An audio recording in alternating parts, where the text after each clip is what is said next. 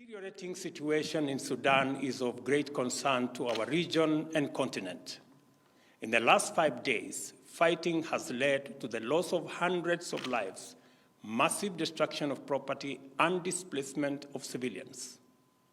Kenya is deeply alarmed that a misunderstanding over a single outstanding item in the political framework agreement, namely the time frame for the integration of the rapid support forces into the Sudan armed forces, has degenerated into violent conflict.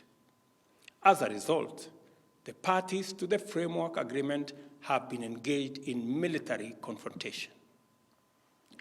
The indiscriminate deployment of lethal power and air power by both RSF and SAF has targeted military and non-military targets, causing devastating damage to property as well as strategic public infrastructure, including roads, bridges, and airports. We are also deeply concerned that members of the diplomatic community have been targeted and civilians in general have been caught in the crossfire. A pattern of systematic violation of established norms and principles of international humanitarian law is clearly emerging, and this situation is evolving into a threat to regional and international peace and security.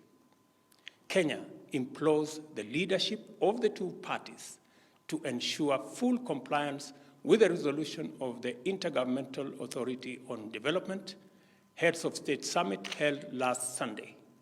This includes an immediate cessation of hostilities, allowing unrestricted humanitarian access, and extending full cooperation to the IGAD Heads of State mission when it visits Khartoum.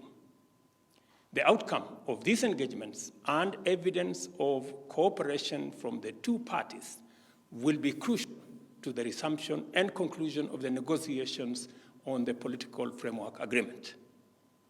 In urging this course of action, Kenya notes that disregard for the resolutions, coupled with the evidence of lack of commitment to ending the conflict, strongly indicates that attacks on diplomatic installations and personnel, as well as targeting of hospitals, hotels, and other vital public and social spaces, are deliberate, systematic, and tantamount to atrocities against humanity.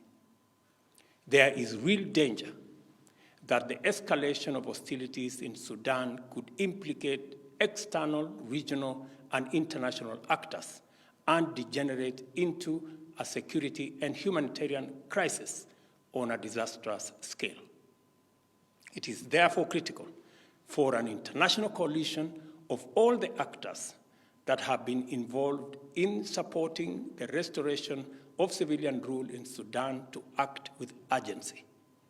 The United Nations, Africa Union, IGAD, and all the other stakeholders for the Sudan must lead a process that extends beyond mere cessation of hostilities towards the restoration of sustainable peace, security, and stability.